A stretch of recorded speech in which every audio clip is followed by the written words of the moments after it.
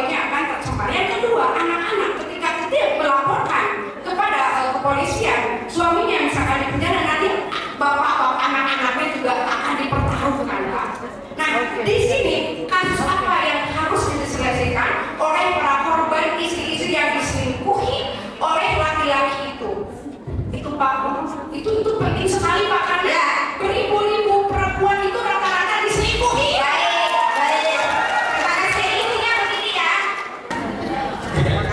Bagian mananya yang untuk diperkarakan? Kalau saya orang hukum, itu ada banyak bagian. Ada banyak bagian. Bagian dari sisi perkawinan itu sendiri. Bagian dari sisi keperdataan khusus aset, aset, gitu ya, aset dari istri pertama, istri yang berikutnya dan seterusnya, gitu. Properti dan lain-lain. Dan dari sisi anak,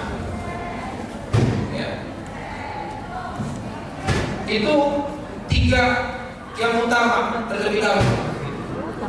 Belum dampak dari yang ketiganya ini, begitu.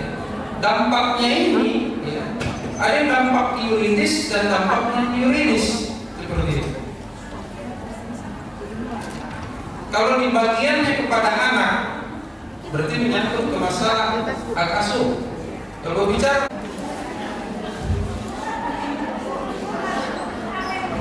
kita kayaknya salah tempat ini.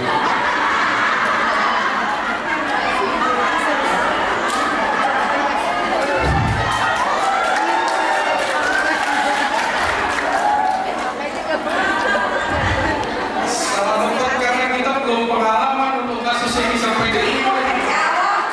Pelajaran. Tapi jangan sampai Para lelaki pelajaran itu. Sini nyari gua. dan kalau saya pikir ibu-ibu di sini, apalagi ibu yang tadi bertanya, saya yakin suaminya pun tak berani berselingkuh. Kritis-kritis semua. Iya. Ibu, untuk kasus perceraian, oke,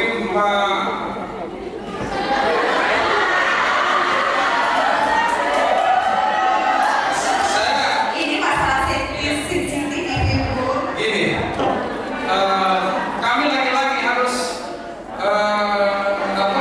pilihan katanya itu harus hati-hati. Saya harus hati-hati karena ada rekaman banyak begitu kan. Sekali dipotong saja capture habis kita. Yang si Mas yang beli ngomong ini siapa sih? Jadi kasus perceraian itu bisa dilihat dulu dari primary case. Masalah utama primary case. Tadi Ibu sampaikan